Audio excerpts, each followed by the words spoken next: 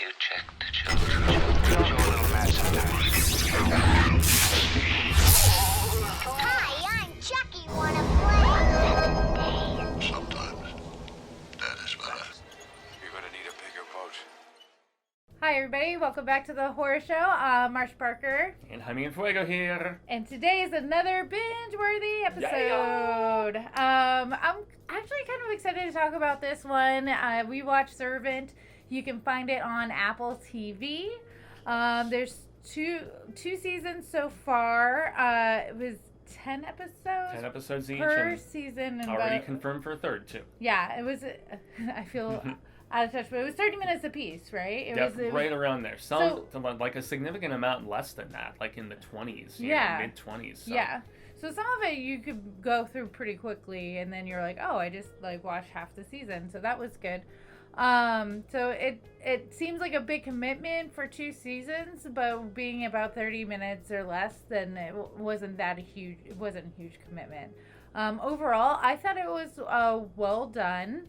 And when you're looking at production value, story wise, and even just kind of like what the heck is going on, intrigue, constantly. a lot of intrigue. I mean, it is a M. Night Shyamalan series, so he developed it and he directed a few episodes as well in both seasons. Yeah, so you can see where this is going. This conversation's gonna go. It was very M. Night Shyamalan at his M. Night Shyamalan-less.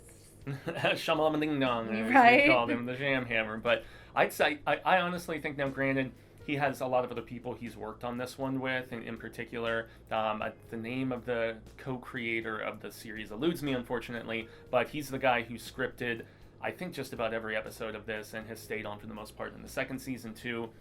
So it's his brainchild that M. Night helped kind of come together. But I think with the length of this, and we'll give ultimate the estimations as to whether we think it's binge-worthy at the end, but I do think the length would really help as somebody who likes to watch a lot of episodes at once. The fact that it's not an hour-ish dedication every time, the fact that it's half that, and also the fact that the cast is really good, has interesting chemistry, most notably for me, like, the mom is kind of a whack job, as you will find out when we get into the story and stuff like that, but Toby Kebbell, I think, is fantastic as the husband in this, and I love his chemistry with his wife's brother. I believe it's Rupert Grint. He was Ron Weasley, and it's nice to see him still working and doing stuff. Their like little bromance between the two of them is really endearing to me, and they're just all about their good food and their good wine and stuff, and things that happened to Toby Kebbell's character in the first season with like losing his taste and different other things that go down, but I mean, since we're going to get to the binge-worthy verdict at the very end, I'd say overall thoughts, I love the fact that this kept me guessing, and it does keep me guessing even into the second season as they Russian doll it and peel more layers and stuff back. There were various instances where I thought I had it figured out, and then they're like, oh, is it supernatural? Is it not supernatural? What's the full extent of it? Who actually is this girl who has come to work for them as this nanny? Initially to a fake child, and then, they get into, I don't know, this is a story, it's a series that in 2 seasons has only upped the intrigue and my interest. How about you? No, it's very good. So I also have layers of feelings about this show, and I'll dig into it, but I'll give you the basic concept and plot of this show. So you start out and you're watching, and there's a couple, it's a husband and wife, and they just hired on this nanny to help take care of their newborn. Quickly you find out that the child is actually a doll, a lifelike doll that they were using to help the mother with the trauma of losing their baby at like 5 to 6 weeks. She's in total denial, and just having immense. Would you consider that postpartum, or with losing a child right after birth, is that classified as something different? Because I obviously don't know. But it's traumatic at best. Massively. And you don't really have the full story of they kind of give you what happened with the kid, but they don't actually give you the full story on what happened. And there's a lot of mystery surrounding why she is so, so traumatized from the event, not just being a mother. It's like it's an added trauma. So So that coming in, you're like, okay, like this is interesting. This is weird. Where is this going? And then you quickly realize that the girl is a little odd. She's a little different and Ruth, I want to say her name is Ruth, maybe. Oh boy, I'm trying to remember names of the women in this, but in any event, yes. We'll just continue calling her the nanny. So. Yeah. So she, so she's willing to go along with this charade until one day she comes back and from a walk, and then Dad quickly realizes that the doll isn't a doll anymore. It's an actual baby. And this is within the first episode or two that this all happens. Yes. So we have to at least give you the base of that, Yeah. I think, with 2 seasons already out now. With that being said, that is the plot. So now you have the dad and the brother-in-law, his wife's brother, who's Rupert Grant. Yeah, Ronnie Weasley. Ronnie Weasley. And they know, they're in on the fact that this is supposed to be an adult. They're on this fact going, okay, where did this baby come from? And now how do we deal with this without creating another traumatic event for the wife? So it's very, very interesting setup here. And the fact that you throw in a lot of supernatural aspects, a lot of intrigue on like what is actually going on in her backstory, what's going on, what is everybody hiding, because everybody's hiding something. Just about, yeah. And it's really cool. So I mean, overall, I did enjoy this story. There were moments that were hard for me to digest. And I would have to pause after a few episodes just because it was a little heavy for me as a mother. Yeah, and like the crying in the shower stuff and all that was just. I mean, because this does also within the story framing, it does flash back to things, and you see like, you know, the initial death of the child and the mother's grieving when it was still so fresh, and then the denial setting in, and just all these different moving pieces in this show. There is a lot going on, and we were just talking about another show, 30 Coins, that has a lot going on. This is of a similar ilk and yet it didn't feel like too much to me, because it was much more of a mystery with like little bits of horror sprinkled in than like a full-on thriller, because it is trying to figure out, you know, what the grand picture is. But there's like this picture has like they painted with so many different colors that, I mean, there's speculating about a potential supernatural aspect just in their home with like the cracks in the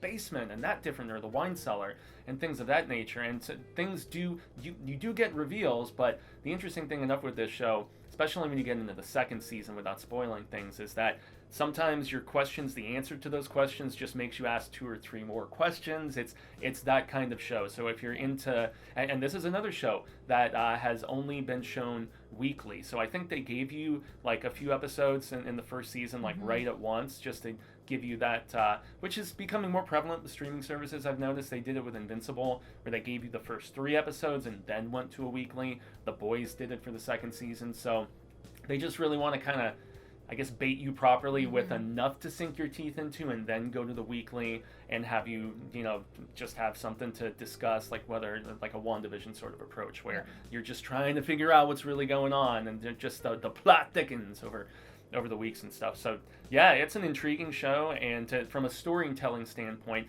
it definitely it throws you a lot of curveballs. Some you'll see coming, and then others I don't think a lot of viewers necessarily will. So satisfied in that regard. Yeah, another thing when it comes to the story and a little bit of the production design, or not production design, but the way they edited it together, it was seamless between episodes, it felt. So when you are binge watching, you know, something that seamlessness between episode to episode is actually pretty important aspect, because like having to go through this, you know, especially if it's so short of an episode, right? You're going under 30 to under minutes. Every 30 minutes, you're going through another intro. You skip the intro, you skip the end credits, and you're at 20-something minutes each time. Well, Apple has a pretty good, I think they have a pretty good idea. Like, there's only like a 10 seconds, and all of a sudden, okay, you're in the next episode. But it felt seamless with the content itself. It was kind of where I was driving that to. Was like when at the end of one episode, you have your, you know, you have your whole like story arc in that episode, and it pulls you right into the next one, and it feels really seamless in the storytelling. You're not like getting bounced and around from one instant to another instant to another instant. It's like literally sometimes it felt like one whole big conversation. Mm-hmm. So that was really cool. Yeah, and with even some of the flashback stuff that I mentioned, it didn't feel jarring or like it pulled me out of the main like present day narrative that they had. It felt relatively seamless and didn't really like pull me out or throw me off. So I think that's a really good thing to know when you're talking about the story. Yeah. Now let's talk about the special effects. There are some, not a whole lot. Yeah, it's more so for me about the fact that they got this beautiful location for the predominance of the show to take place. This great, I'm trying to remember. I think they're in Philadelphia, if I'm not mistaken. I thought they were in Boston. I know it's somewhere back east. I can't remember. I know it's not New York City because initially I was wondering if it was, and then it became pretty evident it wasn't. But yeah, I mean, I love the design of their house, the kitchen where you spend so much time with Toby Kebbell's character. I love the fact that it is a show that really celebrates just food and the culinary approach to a degree on top of everything else that it does. When they have some of the big extravagant dishes that he made, that's more of like a set design and production design sort of situation than special effects. But since there wasn't a lot of visual stuff as far as like CG or augmentation to that regard, it was really, for me, it was the design of the home, their beautiful wine cellar, some of Grace's attire, the wife, and she's going back to work, as this newscaster and everything. I don't know. I thought it's just a very slick show, and since Apple and their products are supposed to be like cutting edge, top of the line as far as for creators and stuff like that, I felt like everything about this show, as far as the look of it, the design, and the, I guess, aesthetic of it, it just really it just seemed very polished to me. Yeah, and you do have a good point. There wasn't like a lot of like special effects, but there's a lot of usage of props and the elements in the room or the house and to tell the story, or they use the set design as their effects basically, and to tell the story. So yeah, and I also loved where they start a business because they're trying to spy on some people, and it's called Jesus Crust. I thought that was hilarious for whatever silly reason. He's making this beautiful looking pizza, and then it kind of like their spy fake business becomes successful at one point without spoiling stuff. It's just, I mean, little nods like that. They even made like boxes, if I'm not mistaken, with their silly logo and stuff. They did go to extremes in that regard. Yeah. It got a little weird. Look into some stuff, Yeah. but I think really performances and the acting aspect is the one thing that we haven't got to. Well, I was trying to say, touched on I it a wanted little bit. to save it because that's what's really carrying the show, I thought, because it takes the acting and the performances of said actors to really like set the mood, and with the mix of the audio and the music cues, because it's such a weird kind of feeling when you're watching it. It's a weird house. Like the mom, she's like very peculiar, and has like these weird cues in her and weird triggers. You're not really sure where that's going. And the dad is very like cynical and not with it, doesn't want to do this, and very hesitant, very like stick in the mud about everything. Especially in the first season, like you can tell Toby Kebbell's character is going through a lot, trying to just be a supportive husband with everything he's enduring, and that's why he spends so much time with her brother Rupert Grint's character, just kind of. He's trying, but he hasn't drank the Kool-Aid. Yeah. And there's also a credit to the actors in the fact that there's a lot of like allegiance switching, so to speak, where like a character will have another's approval for a while, and then the script is flipped a little bit, and now suddenly there's tension between the two of them. Most notably the babysitter, who I keep thinking her name is Ruth, but I could be wrong. In any event, it's not Ruth. Damn. Well, I know the mother's name is Grace, but in any event, Marsha wants to double check just to see. But yeah, the fact that some people are in good graces with others, and then things get switched on up, and then somebody is. It's as intentions become more and more evident.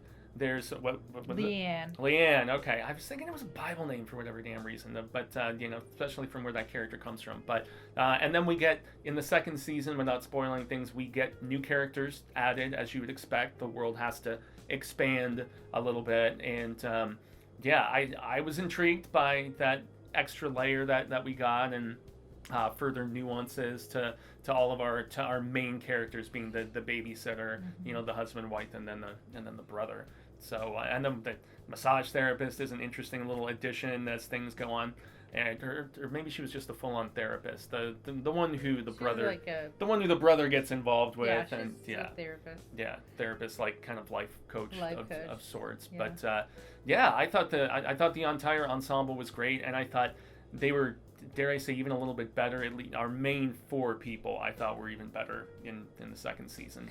Yeah, just more comfortable maybe with playing their characters. And that could be it too. But there's also I think they were struggling to like be able to convey like where they were and how they were dealing with the trauma, because they were all dealing with this trauma, and they were all trying to help her through it, but as they were pretty much suffocating their own feelings and dealing with their own feelings, because they were all trying to take care of her. Like, it has to, everybody who had to concede to the fact that she had to be okay, like, because she was the center of the universe there.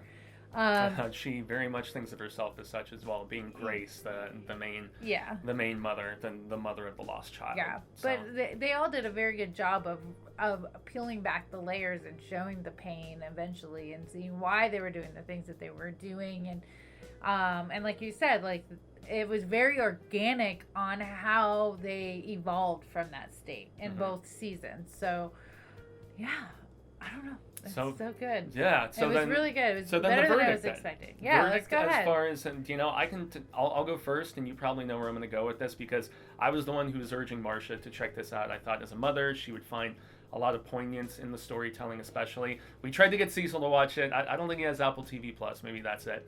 But it's really the fact that it's a mystery that really keeps you guessing, and more so than anything, I recommend it as a binge-worthy because of the length of the episodes and the fact that at that runtime they cruise. They really, really do. And I think I watched this in like an evening or two, like we did 5 episodes one night, 5 the other night. So it's not a major commitment, and despite the density and all of the intrigue and stuff you may be speculating about, I would say at least give the first season a try. Cruise through a few episodes. They go fast, and at that rate, I recommend it as a binge-worthy, despite the fact that I also really like the show.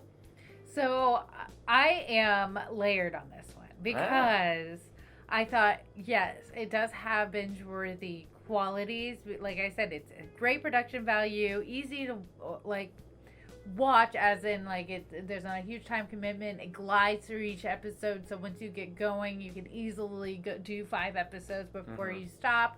I started in when I had 2 seasons to watch, so I couldn't just watch it in 2 nights and then be done with it for each season. I was trying to do as much as I could during my slot times, but I had to stop at certain points, because of the content, because of the subject matter. I had to stop, because I'm like, I can't handle it. There's a couple episodes where I just said, I can't do this anymore right now. It was just too much. It was because of the story matter. But it was really well done. So, I can see, I want to say it both ways. Yes, this is very bingeable content and is very well done, and I would recommend people to watch it. Just beware if you're sensitive to, children stuff and dealing with, babies and, baby death and stuff.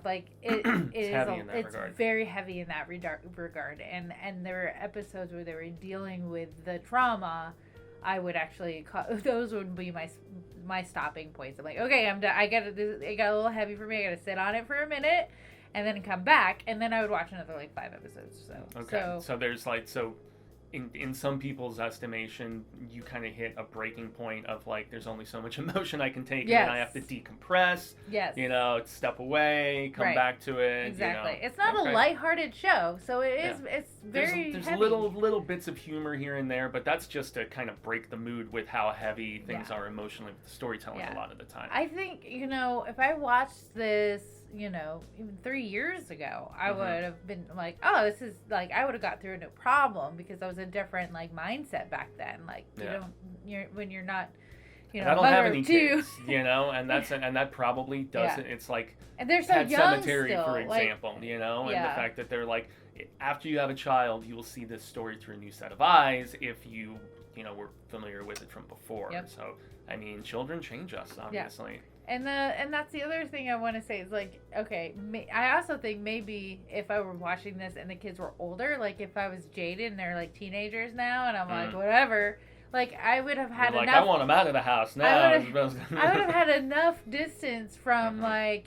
just having a baby and just getting through that time where you're like terrified that they're not going to wake up in the morning to like, you know what I mean? Like, so I'm in that stage fresh right now where my son, he's like almost 1, but he's still like, he sleeps in his own room, and sometimes I look at him like, he hasn't moved in a while, so I'm like, is everything okay? So like that would, I literally would, after watching an episode, like a few episodes of that show, I would just sit there and like wait for my son to wake up so I could go hold him. Like it was that heavy, but all in all, I still think it is definitely a binge-worthy show to watch. Okay. So just keep that in mind. Just rate your sensitivity level. Like if you're super, super sensitive, then I would say take it in steps. Proceed with caution. Yeah. I feel you there. Yeah. All right. But that's where we are. So thanks, Jaime, for joining me on this adventure. And, I was happy to. And suggesting this show. It makes me happy for more content. It's the first show I actually watched on Apple TV.